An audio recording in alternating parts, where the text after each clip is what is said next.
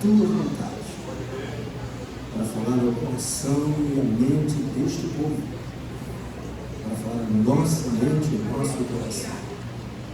Transforma-nos, cura-nos, sara-nos, liberta-nos pelo poder da tua palavra, no nome de Jesus.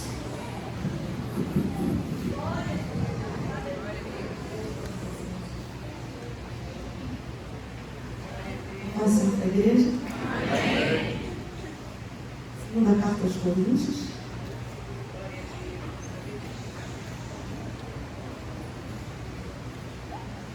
Capítulo 5.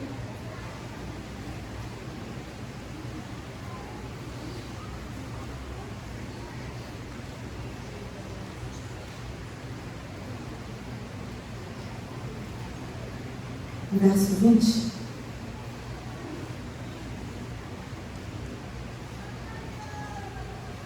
Eles encontraram? Portanto, somos embaixadores em nome de Cristo, como se Deus exortasse por meio de nós. Em nome de Cristo, pois, pedimos que vocês se reconciliem com Deus. Por exemplo, amados, é uma grande alegria estar aqui mais uma vez. Eu agradeço pela honra de estar nessa comemoração tão linda desse pastor, todo o corpo de obreiros, toda a igreja, que em Cristo Jesus prossiga abençoando grandemente. Eu sei que o Senhor sempre fala nesta casa, vai continuar falando, como sempre. Quero trazer apenas uma porção que foi dada a mim pelo Espírito de Deus. A carta aos Coríntios, a segunda carta, é uma carta extremamente teológica, diferente da primeira carta que temos. É certo que são, ao todo, 5 cartas nas visões dos teólogos, que não pretendo entrar nessas questões. Nós sabemos que algumas cartas se perderam, mas nós temos conosco aquilo que foi denominado primeira e segunda carta à igreja que estava na cidade de Corinto. A fundação dessa igreja, a gente consegue ler em Atos 18, como se deu e quem é o fundador, o apóstolo Paulo, que chega até lá depois de uma grande peregrinação complicada por algumas cidades da Macedônia e Atenas. Ele chega ali naquela cidade e junto com alguns outros irmãos também, Priscila e Áquila, funda uma igreja. Originalmente a base dessa igreja era grega, mas havia outras nacionalidades na igreja. A cidade de Corinto era uma cidade portuária muito rica, poderosa, passavam-se muitas pessoas de vários tipos de crenças e etnias naquela cidade. A cidade era conhecida como uma cidade altamente devassa, o termo grego famoso, colocado como por muitos na cabeça e na boca de muitas pessoas, como corintianizar significava quando alguém ia fazer com que alguém passasse para uma vida de orgia muito baixa. Então, quando eu corintianizava alguém, eu levava essa pessoa a uma vida de imoralidade muito baixa. E essa devassidão, a gente vai se prender hoje para explicar nesse ponto, porque é bem abrangente, mas o que os irmãos veem hoje como algo bem difícil com relação à moralidade, na cultura grega, ou a famosa cultura helenística ou greco-romana, era bem mais sério e bem mais complicado. O apóstolo Paulo então funda uma igreja ali, temendo, ele passa a temer, a perseguição dos judeus era muito forte. Se uma igreja é fundada, o Senhor diz para ele não temer, ele fica ali aproximadamente 18 meses. Como um pastor itinerante que era, ele volta para Antioquia, que era a sua base, a igreja base. E ao perceber que essa igreja já estava bem enraizada, ele sai e volta para Antioquia. Esse sempre foi o destino do apóstolo Paulo. E ao sair, algumas coisas na igreja com relação à prática se perde. E ele fica sabendo pelos acasos de boi, como uma comitiva. E ele resolve tratar essa igreja. Os casos aí eram casos graves, complicados, difíceis. É quando a gente tem aí o resumo na primeira carta. Uma carta que a gente sabe que é um recurso literário um tanto diferente para os nossos dias, dos nossos dias. Conhecemos como termo técnico epístola, porque não é uma carta formal ou uma carta que a gente escreve, é uma carta pregação, uma carta sermão, uma carta pastoral também. Ele escreve como um pastor de uma igreja, é uma carta de correção. Quem abre a carta percebe que ali há ensinamentos doutrinários. Então o nome disso é epístola, é uma combinação de carta com uma pregação ou um sermão, ou também organizar uma homilia. Tem um técnico epístola. Quando a gente entra na primeira carta, a gente está de frente com Paulo resolvendo os problemas desta igreja. Não temos a carta que foi enviada para ele, temos somente a resposta que ele dá a estes problemas.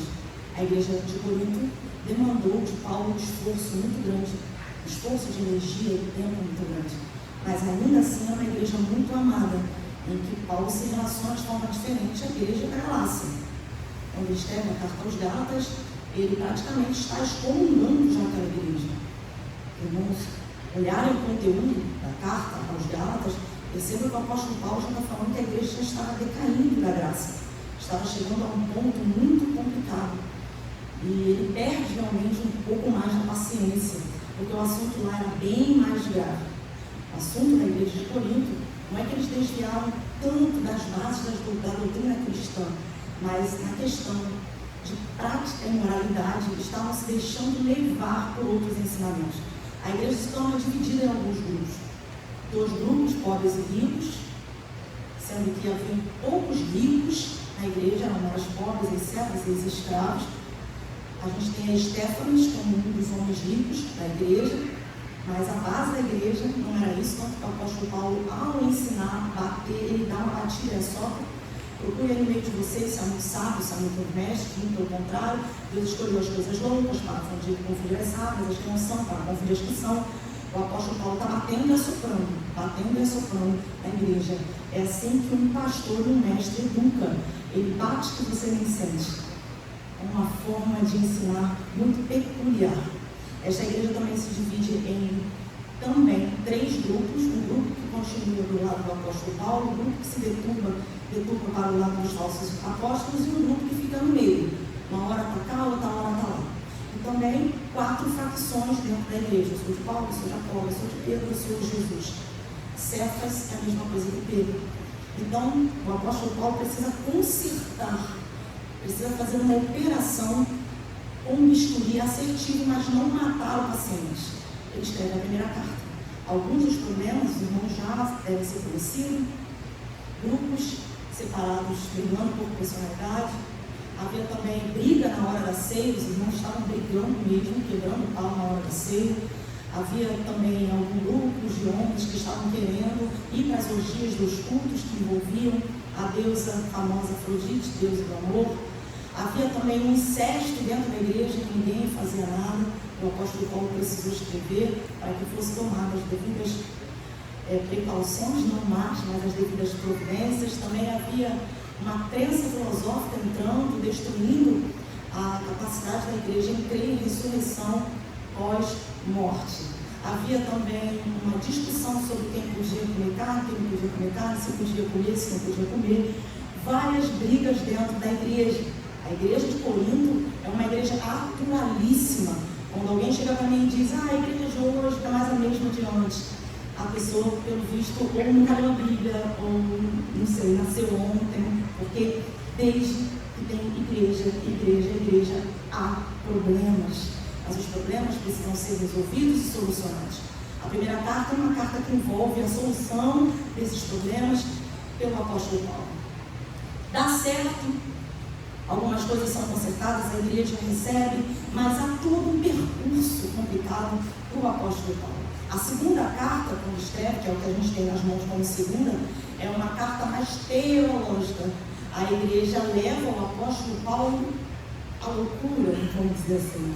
O apóstolo Paulo precisa se defender da própria igreja. A gente percebe muitas pessoas falando mal de pastores que fazem mal às igrejas, mas a igreja de Corinto revela o contrário. Uma igreja que tem a capacidade de fazer mal ao seu pastor. Alguns mestres entraram na igreja de Corinto e estavam fazendo com que a igreja tirasse o seu coração de Paulo. O problema principal da igreja de Corinto não era mais apenas um problema com relação à teologia em si, ou à prática, mas à teologia de Paulo. O intuito dos falsos mestres era descredibilizar o pastor fundador da igreja. Então, Paulo precisa consertar os erros da igreja e também consertar o fato da igreja estar se afastando do seu próprio pastor. Os falsos apóstolos estavam tentando sujar a imagem do apóstolo Paulo, descredibilizar e fazer com que a igreja passasse a não amá-lo mais. E era o que estava acontecendo. Isso fere o apóstolo Paulo de feridas de morte, ao ponto de escrever uma carta para defender-se. A sua defesa é uma defesa muito diferente, porque ele não ataca quem está falando mal dele. A carta não é combativa, não é uma carta entre políticos. Políticos, para se defenderem de ataque de outro político, vai lá no erro do político para atacar o político de volta e vira uma sangria desatada. Paulo não. Paulo pega e começa a falar sobre si, não dando muita atenção para os falsos apóstolos. O apóstolo Paulo repete muito na segunda carta o termo consolo. O Nísio diz que o tema da carta é consolo. E ele repete muito esse termo. Quando ele começa a sua carta, ele já começa combatendo este falso ensino que estava entrando, principalmente para descaracterizar o pastor principal. Ele se apresenta, Paulo, apóstolo, autoridade, pela vontade do Senhor Jesus, não é pela minha vontade. Ele está respondendo, ele está se apresentando e já respondendo. Não está respondendo, atacando ninguém, mas está legitimando o seu chamado e a sua autoridade. Ele não descredibiliza a igreja de Deus no meio da devassidão. Porque quando ele escreve a igreja de Deus em Corinto, ele está dizendo a igreja de Deus no meio da lama, a igreja de Deus no meio das trevas, a igreja de Deus no pior lugar. Porque apesar dos problemas, Deus não deixou de olhar como igreja.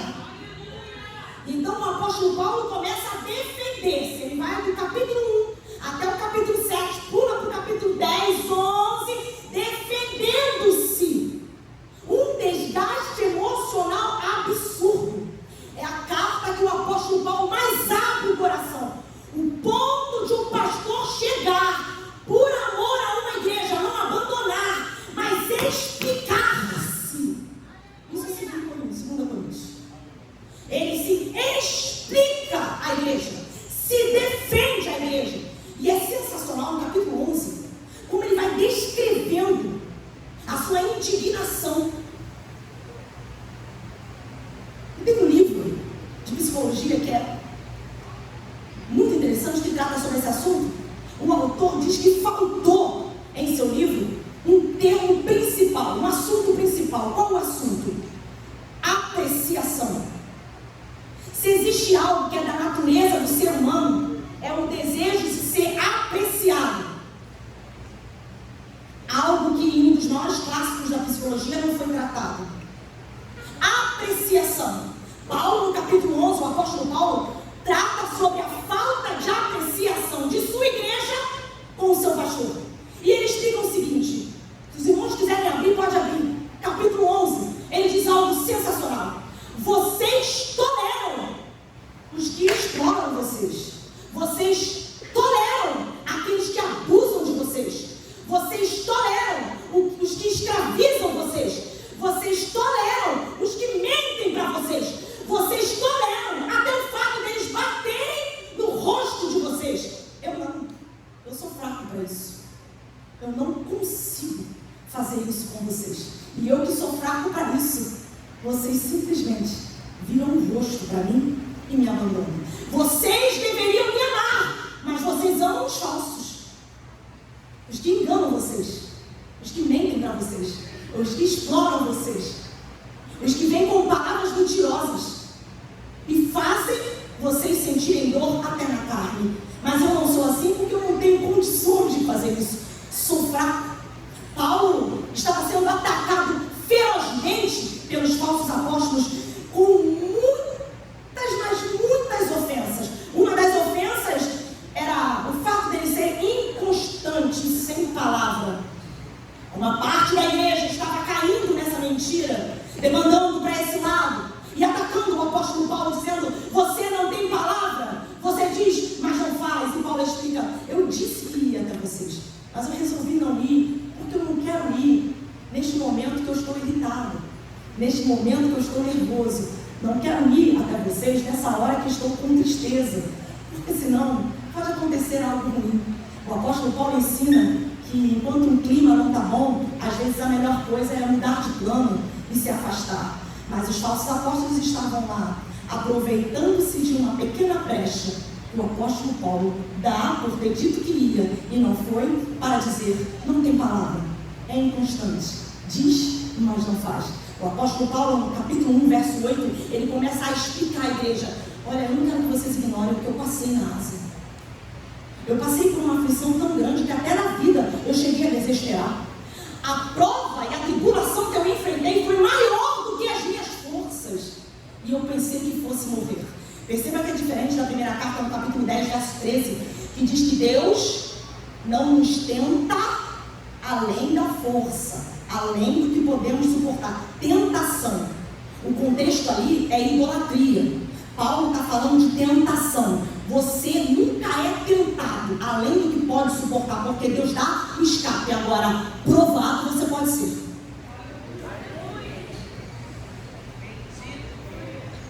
Provado pode. Quem disse que não pode? A gente pegou um texto, pegou a palavra, jogou de qualquer maneira, tirou do contexto e colocamos aí de uma forma de que a gente não é provado além, é provado. Até porque o apóstolo Paulo explica de maneira perfeita que só sobreviveu porque é Deus quem capacita para estar. Existem provas que a gente entra que vai além do que a gente tem capacidade de suportar. Se a gente dissesse que não é, então daria em nós a capacidade para suportar. Precisa de Deus para quê? Não. Existem provas que Deus dá para que a gente possa se dobrar e reconhecer: não consigo na minha força, não dá para mim, preciso de ti. É aí que o poder se aperfeiçoa. Existem pessoas sofrendo além da conta. Eu quero te dizer, é proposital.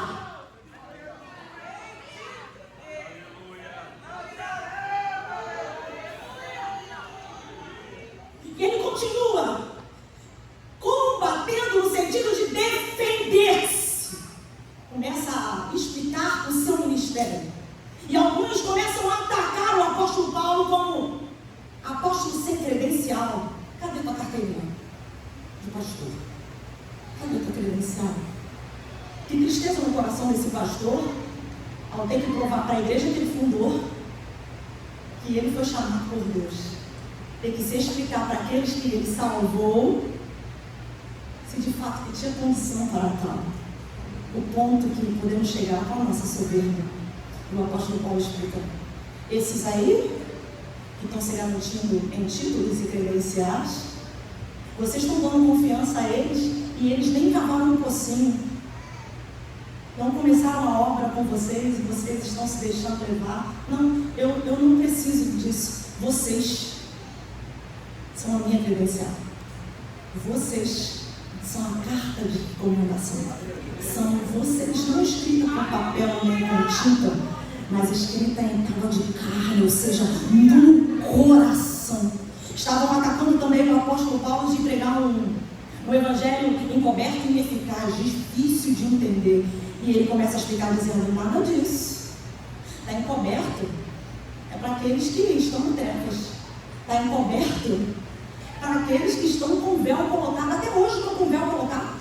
Judaizantes que estão presos à lei legalista, que dizem que o ser humano pode conseguir viver toda a lei e com isso ser espiritual. Não.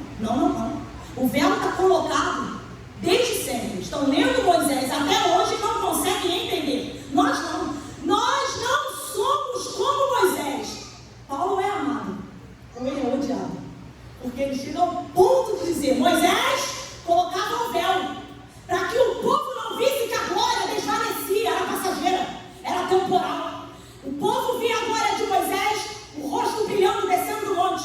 Depois que o povo via Moisés, colocava o véu, porque a glória passava. E Moisés não queria que o povo soubesse. O profeta que tem glória, daqui a pouco não tem mais glória. Quando a gente pega alguém e beatifica ou coloca como santo demais, a gente peca. Moisés também tinha esse problema. Qual o problema? Eu estou sempre cheio da glória. Se descobrirem que eu não tenho glória todo dia, vai dar problema, né? Então, às vezes, eu preciso fingir que tenho glória, quando na realidade estou sem glória. Um dia a gente conversa sobre isso. Ocultação da desvanecência. O apóstolo Paulo diz: vocês estão querendo dizer para mim? Ou mentir sobre mim? Defraudar-me? Contar história para os outros que eu tenho defeito? Ou que eu tenho dificuldades? Não. Nós não somos como Moisés. Nós, de rosto destapados, somos transformados de glória em glória. Não é de sucesso em sucesso, não. É de glória em glória, mas é destapado. É com a cara para bater. Não é exigimento. E aí ele explica: se aquela glória passada da lei tinha uma glória ainda que passageira, quanto mais a glória do Espírito permanentemente transformadora. Era um tapa atrás do outro.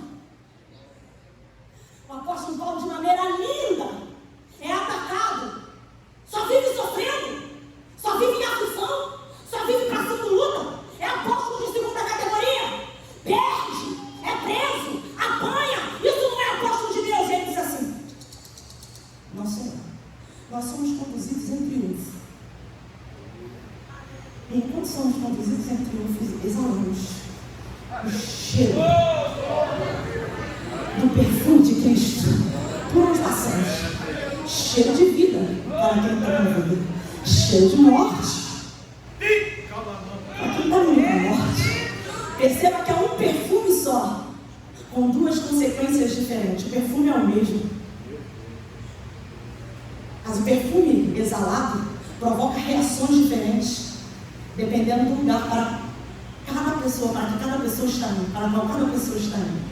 Para quem está indo para o inferno, o cristão, enquanto está caminhando, ele exala um cheiro de morte. Por quê?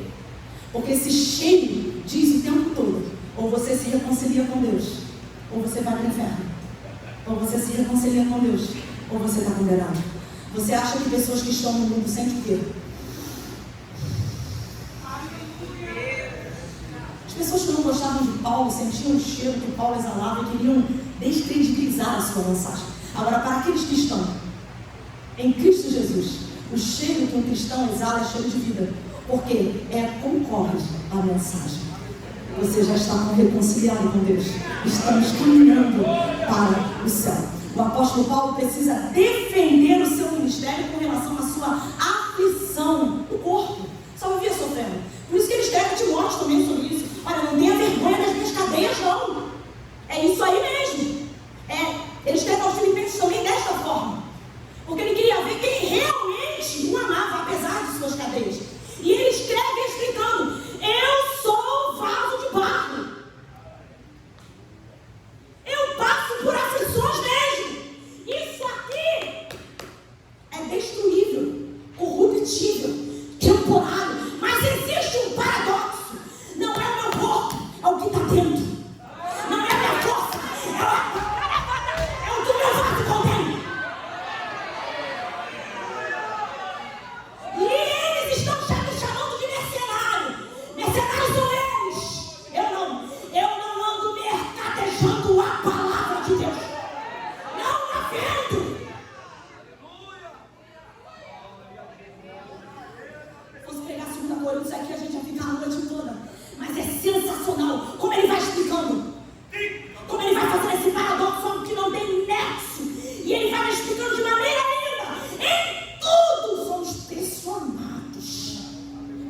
atribulados, fala de pressão.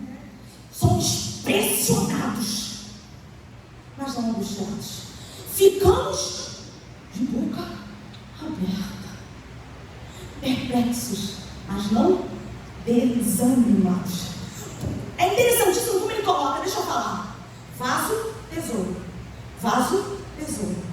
Vaso, tesouro. Barro, Jesus. Barro, Jesus. Barro, Jesus. Barro, Jesus. A credibilidade que o apóstolo Paulo dá ao seu ministério é o fato de ter Jesus como aquele que o capacita e o ponto central da sua mensagem. E ele começa a explicar: isso aqui vai passar mesmo, mas ainda que isso daqui se corrompa, ainda que essa casa terrestre se acabe, existe uma casa que não se deteriora. A discussão teológica aí a gente vai passar para depois, para outro dia. Mas ele está explicando a visão celestial. Paulo é chamado como louco, me chamam de louco, de todas as formas. O intuito era descredibilizar o pastor, para enfraquecer o ensino da igreja. Então ele entra no capítulo 5, e a gente já vai fechando, e vai explicando, já terminando o seu ministério. Mas é interessante como ele justifica esse ministério. Quero que você abra no capítulo 6, antes da gente fechar. E ele começa a explicar seu ministério. Verso 4. Pelo contrário, em tudo nos recomendamos como ministros de Deus, na muita paciência, nas aflições, nas privações, nas angústias, nos açoites, nas prisões, nos tumultos, nos trabalhos, nas vigílias, nos jejuns, na pureza, no saber, na paciência, na bondade, no Espírito Santo, no amor não fingido, na palavra da verdade, no poder de Deus, pelas armas da justiça, tanto para atacar como para defender, por honra por desonra, por infâmia por boa fama, como enganadores e sendo verdadeiros, como desconhecidos, mas sendo bem conhecidos, como se estivéssemos morrendo, mas eis que vivemos, como castigados, porém não mortos, como entristecidos, mas sempre alegres, como pobres, mas enriquecendo a muitos, como nada tendo, mas possuindo tudo. Eis o ministério. E o que movia o apóstolo Paulo? A boa consciência. Todos nós compareceremos ante ao tribunal de Cristo, para dar a cada um conta de suas obras, sejam boas ou sejam más. Paulo está explicando: eu não me preocupo com os ataques de quem tenta me descredibilizar. A minha consciência está tranquila quanto à motivação da minha pregação. E ele explica de maneira perfeita: Cristo morreu, e quando Cristo morre, nós também morremos. E quando Cristo morre e nós morremos, ele morre também para dar vida. Duas posições interessantíssimas. Quando Cristo morre, nós morremos. Quando ele ressuscita, nós ressuscitamos. Porque ele morre, nós também morremos na cruz. E quando ele ressuscita, nós ressuscitamos para viver para ele. Antes é preciso morrer com ele, para ter condições de viver para ele. Porque a velha natureza precisa morrer, para que a gente tenha a nova natureza, que tenha condição para viver não mais para nós, mas para ele. Por isso ele diz: tudo se fez novo. As coisas velhas se passaram. O apóstolo Paulo é conhecido como o apóstolo das conjunções. Portanto, porém, pois, por isso, o que ele está explicando? Novidade de vida. Quem está em Cristo primeiro morre, para depois viver. Não é possível viver sem antes morrer. A gente percebe quando alguém está em Cristo de fato, por ter morrido para si, para então conseguir viver para aquele por quem morreu por ele, Jesus Cristo. E ele vai de maneira perfeita explicar: Deus nos reconciliou na cruz por Cristo Jesus. Diplomacia. Roma tinha muitas cidades e estados conquistados. Algumas cidades eram pacíficas, receberam e se colocaram debaixo do poder de Roma de forma sem guerra. Essas cidades, estados ou províncias eram chamadas, conhecidos como senatoriais. Não havia necessidade de muito poder de Roma ali. Agora, existiam as cidades imperiais, que eram as cidades que foram conquistadas, mas ainda batiam de frente com Roma. Então Roma precisava mandar embaixadores para conter a guerra ou rebelião contra Roma. Roma não se interessava em guerra, por isso existia a Pax Romana. Roma colocava as cidades conquistadas debaixo de um poder, mas era um poder avassalador. Era uma Pax dominadora, ou seja, quem tentar vai morrer, quem tentar vai perder a cabeça. Mas ainda assim, algumas cidades, estados conquistadas, não aceitavam pacificamente este poder. E então viviam fazendo rebelião. Então, de uma forma diplomática, Roma mandava embaixadores para estes lugares. Os embaixadores eram representantes de Roma que iam para lá para evitar no desconforto a guerra. Paulo explica que Deus reconciliou o mundo na cruz. É como se Deus levantasse a bandeira branca e na cruz fosse o sinal: eu estou aberto à paz com os homens.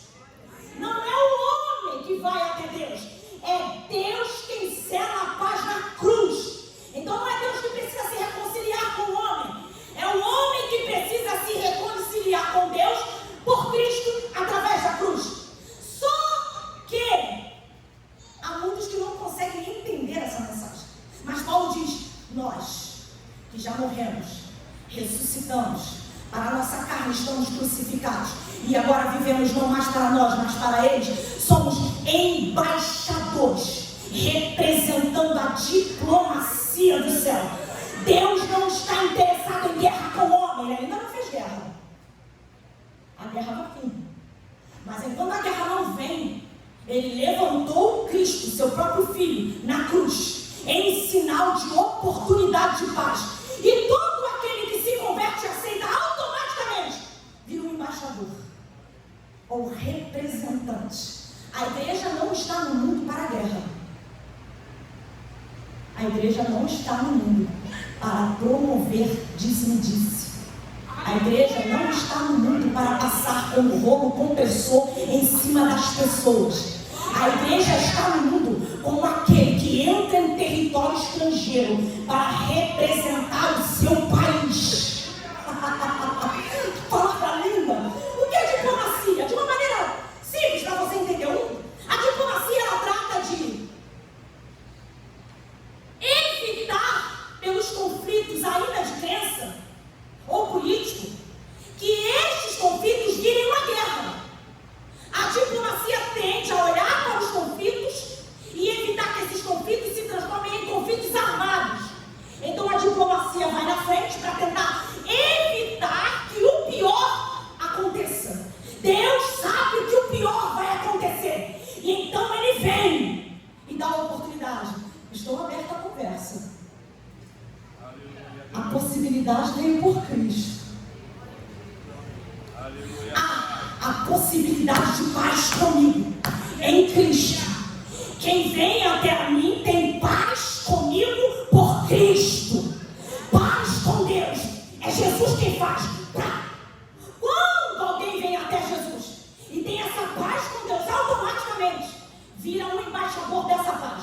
Não é alguém que sai por aí trazendo condenação às pessoas, mas alguém que vem e entra em território estrangeiro, coloca a embaixada lá dentro, não se naturaliza.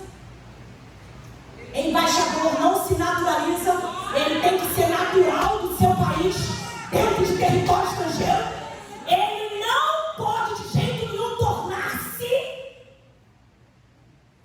como alguém de outro país. Ele entra, está lá dentro como estrangeiro, revela os interesses do seu país, revela os interesses do seu governo, coloca uma base embaixada, representa tudo que o seu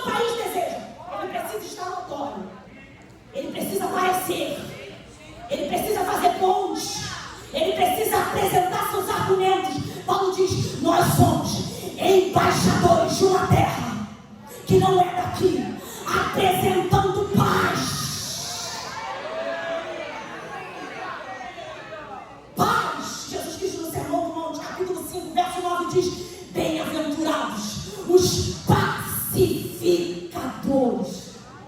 Por quê? Serão chamados filhos de Deus. É interessantíssimo isso. Não vou entrar no sermão do monte, não, porque não dá. Mas no comportamento do filho se revela a natureza do pai. Quem é de paz revela de quem é filho.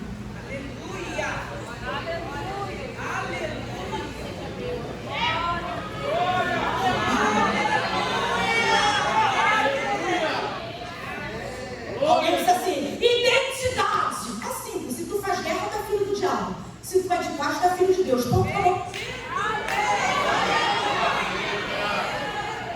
Reconciliados para reconciliar. Quem encontra Jesus quer passar para frente. Quer passar para frente. É um presente que você recebe, que não quer ficar só para você. Quem não tem paz, não dá paz a ninguém.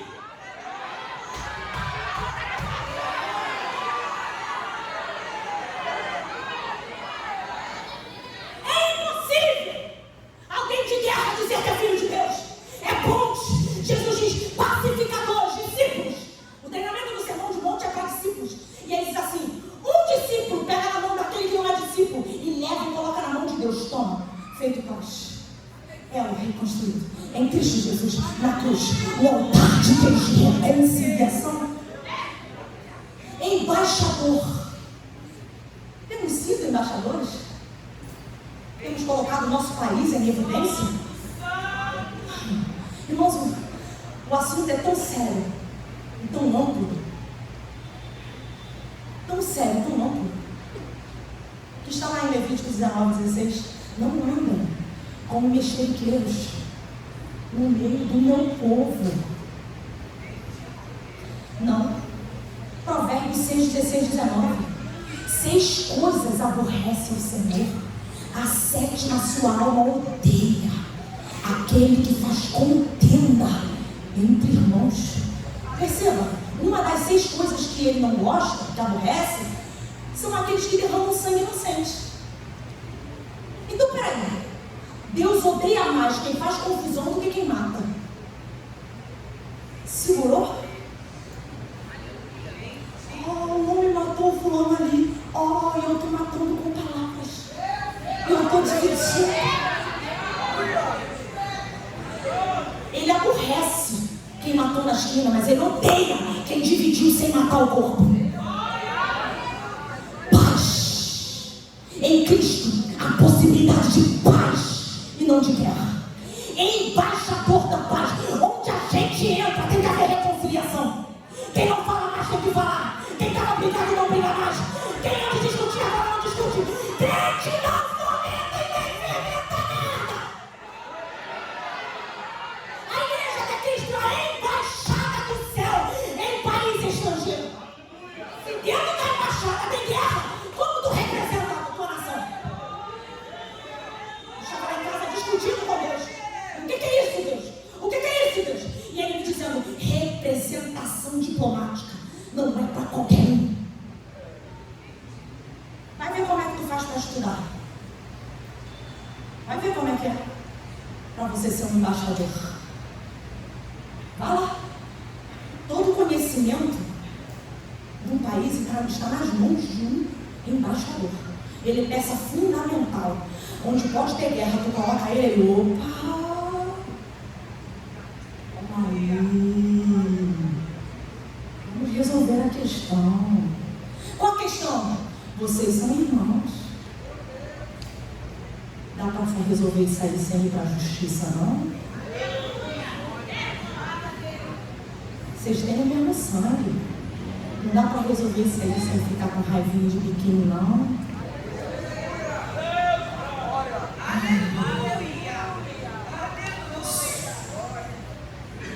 Embaixador da paz.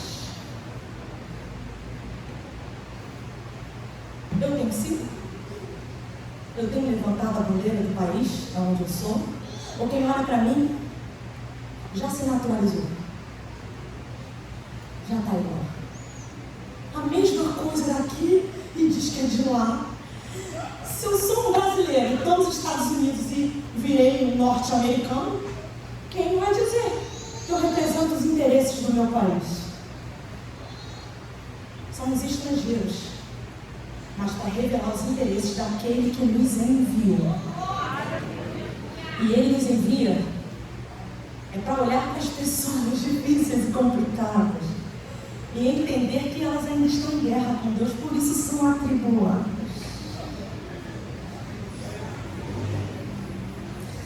Senão a gente leva para o lado pessoal. Que morra. É treva pura. Não, o embaixador sabe, eu também era. Eu também era. Mas, dois rios da árvore estavam pulando no meu ouvido. Ele me abriu a porta. Ele me reconciliou.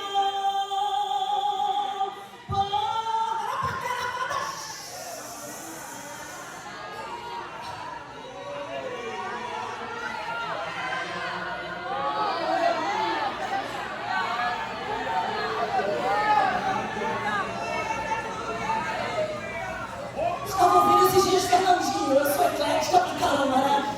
Eu sou livre.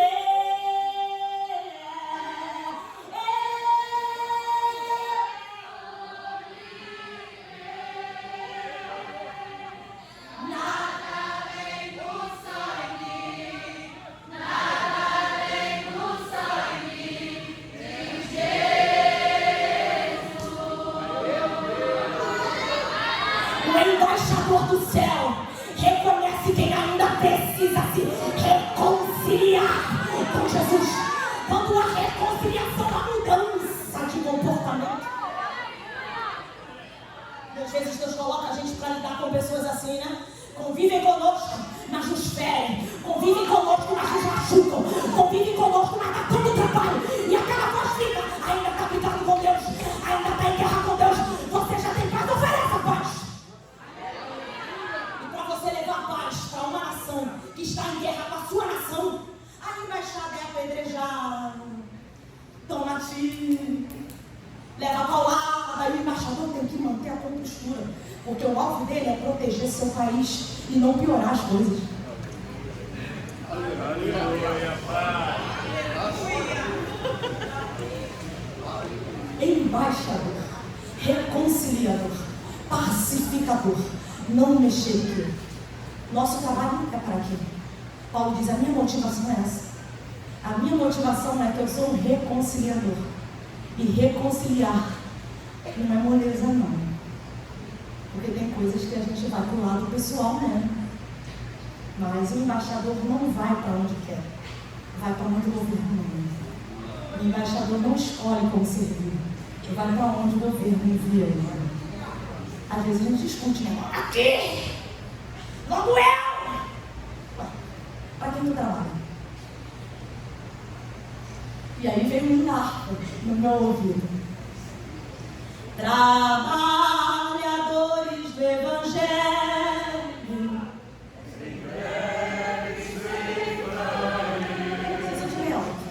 É jovem fraco do céu vigor,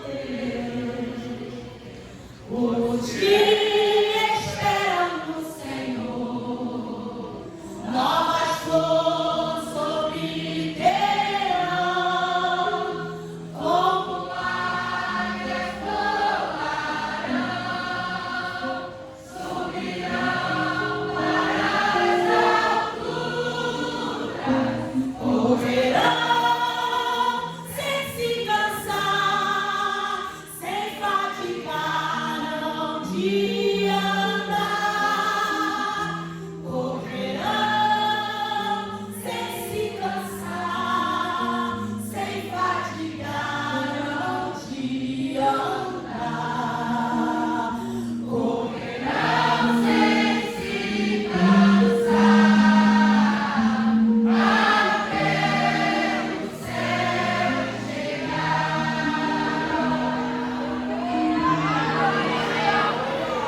Não estamos em nossa pátria.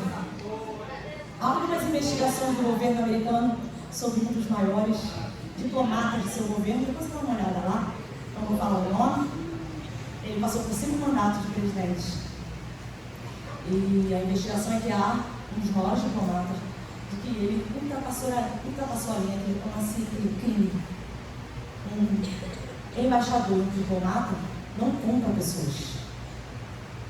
Não faz truques por baixo do pano para uma falsa paz. Não é acordo de cessar fogo. Não é jogar nada para debaixo do tapete. É para tirar debaixo do tapete e resolver. Sem se vender. Essa é a mensagem do apóstolo Paulo. Embaixador de uma outra nação, em nação estrangeira, reconciliando os que estão em guerra com o verdadeiro chefe da nossa nação. Somos isso? Agradeço a oportunidade.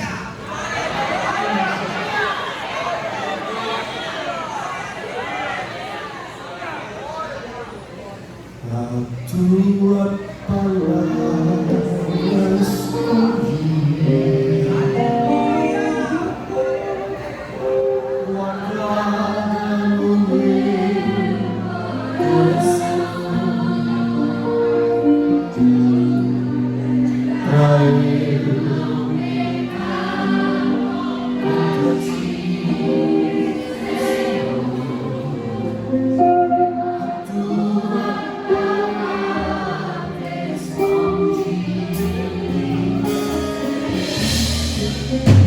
e as vestes do sangue.